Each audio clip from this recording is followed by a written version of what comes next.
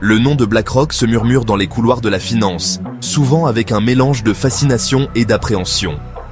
Ce géant de la gestion d'actifs est discrètement devenu l'une des entités les plus puissantes de la planète.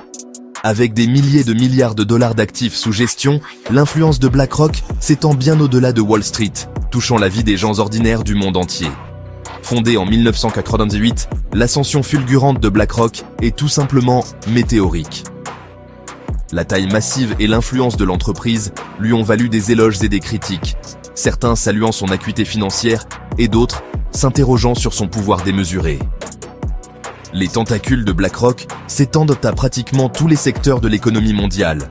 Des géants de la technologie aux conglomérats énergétiques, des marchés émergents aux pays développés, les investissements de BlackRock façonnent le paysage financier.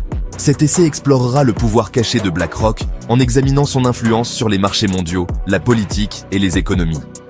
Nous explorerons comment l'entreprise exerce son contrôle grâce à son immense richesse, ses relations politiques et son accès à des informations privilégiées. Enfin, nous examinerons les implications éthiques des pratiques de BlackRock et les conséquences potentielles de sa domination croissante. Au cœur du pouvoir de BlackRock réside son immense richesse. Avec plus de 10 000 milliards de dollars d'actifs sous gestion, l'entreprise contrôle un capital plus important que le PIB de la plupart des pays. Cette puissance financière confère à BlackRock une influence inégalée sur les marchés et les économies mondiales. La richesse de BlackRock n'est pas simplement une mesure de son succès, c'est la source même de son pouvoir. L'immense portefeuille de l'entreprise lui donne une place à la table de pratiquement toutes les grandes entreprises et tous les secteurs d'activité du monde. Cette influence permet à BlackRock de façonner le comportement des entreprises, d'influencer les politiques gouvernementales et même d'infléchir la direction de l'économie mondiale. Les critiques soutiennent que cette concentration de pouvoir entre les mains d'une seule entreprise représente une menace importante pour les valeurs démocratiques et l'équité économique. Les défenseurs de BlackRock rétorquent que la taille et l'influence de l'entreprise ne sont que le reflet de son succès dans le cadre d'une économie de marché. Ils affirment que les investissements de BlackRock profitent à la fois à l'entreprise et à ses clients, parmi lesquels figurent des fonds de pension, des fonds de dotation et des investisseurs individuels. L'influence de BlackRock s'étend bien au-delà du domaine de la finance, atteignant les plus hautes sphères du pouvoir au sein des gouvernements du monde entier. L'entreprise a cultivé des liens étroits avec les décideurs politiques, les organismes de réglementation et les élus, utilisant son accès pour promouvoir ses intérêts et façonner le paysage politique. L'un des moyens par lesquels BlackRock exerce son influence politique est son armée de lobbyistes. Ces individus bien connectés travaillent sans relâche pour faire avancer les objectifs de l'entreprise, souvent à huis clos et loin de tout contrôle public. BlackRock verse également d'importantes contributions aux campagnes politiques, à la fois directement et par le biais de comités d'action politique, ou PAC.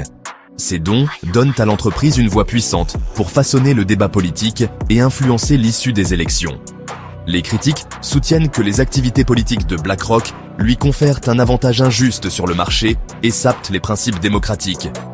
Ils citent des cas où l'entreprise a utilisé son influence pour obtenir des réglementations favorables, des allègements fiscaux et d'autres avantages gouvernementaux. Les détracteurs de BlackRock affirment que le pouvoir de l'entreprise ne se limite pas à sa richesse et à ses relations politiques. Ils accusent BlackRock de se livrer à des pratiques qui lui confèrent un avantage injuste sur le marché, tels que le délit d'initié et la manipulation de marché. L'une des accusations les plus graves portées contre BlackRock est qu'elle utilise son accès à des informations non publiques pour effectuer des transactions lucratives. En tant qu'investisseur massif détenant des participations dans des milliers d'entreprises, BlackRock a accès à une multitude de données qui ne sont pas accessibles au grand public. Les critiques allèguent que BlackRock utilise ces informations à son avantage en achetant et en vendant des actions sur la base d'informations privilégiées. Bien que BlackRock ait nié ces accusations, l'entreprise a fait l'objet de nombreuses enquêtes sur ses pratiques commerciales. Une autre préoccupation concerne le potentiel de BlackRock à manipuler les marchés en raison de sa taille et de son influence considérable. En tant que plus grand gestionnaire d'actifs au monde, l'activité de négociation de BlackRock peut avoir un impact significatif sur les cours des actions, les taux d'intérêt et d'autres indicateurs du marché. L'influence de BlackRock s'étend au-delà des entreprises et des marchés individuels. La société joue un rôle important dans l'élaboration de la politique économique mondiale. Les gouvernements et les banques centrales se tournent souvent vers BlackRock pour obtenir des conseils sur un large éventail de questions, allant de la gestion de la dette souveraine à la gestion des crises financières. L'expertise de BlackRock en finance mondiale est indéniable. La société emploie certains des esprits les plus brillants du secteur, possédant une connaissance approfondie des marchés financiers, des tendances économiques et des politiques gouvernementales. Cependant, les critiques soutiennent que le rôle consultatif de BlackRock crée un dangereux conflit d'intérêts. Ils affirment que les conseils de la société sont souvent biaisés au profit de ses propres investissements, même si ces recommandations ne sont pas dans le meilleur intérêt du public. Par exemple, BlackRock a été critiqué pour son rôle dans le conseil au gouvernement sur les mesures d'austérité à la suite de la crise financière de 2008. Les critiques soutiennent que ces politiques, bien que potentiellement bénéfiques pour les investissements de BlackRock, ont exacerbé les difficultés économiques rencontrées par des millions de personnes. Les stratégies d'investissement de BlackRock ne se limitent pas aux classes d'actifs traditionnelles, comme les actions et les obligations. L'entreprise a été parmi les premiers investisseurs dans les technologies et les industries émergentes, de l'intelligence artificielle aux énergies renouvelables. Ces investissements donnent à BlackRock une participation dans les technologies et les industries qui façonnent l'avenir. Cet avantage de précurseur permet à l'entreprise de façonner le développement de ces secteurs et potentiellement d'engranger d'énormes profits. Cependant, les critiques de BlackRock soutiennent que les décisions d'investissement de l'entreprise sont davantage motivées par le désir de profit que par un engagement envers la responsabilité sociale.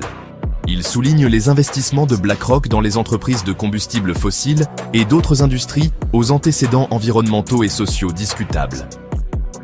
L'immense pouvoir et l'influence de BlackRock ont soulevé de sérieuses préoccupations éthiques quant à la concentration des richesses et au rôle des entreprises dans la société. Les critiques soutiennent que la recherche du profit par l'entreprise se fait souvent au détriment des travailleurs, des consommateurs et de l'environnement. L'une des critiques les plus courantes adressées à BlackRock est qu'elle privilégie les intérêts de ses actionnaires par rapport à toutes les autres parties prenantes. Ce modèle de primauté des actionnaires, selon les critiques, conduit à une focalisation à court terme sur les profits qui ignorent les conséquences à long terme des actions de l'entreprise. BlackRock a également été critiqué pour son manque de transparence et de responsabilité. La taille massive et la structure organisationnelle complexe de l'entreprise rendent difficile le suivi de ses activités et la tenue de ses responsabilités pour ses actions. Le pouvoir et l'influence de BlackRock ne feront probablement que croître dans les années à venir.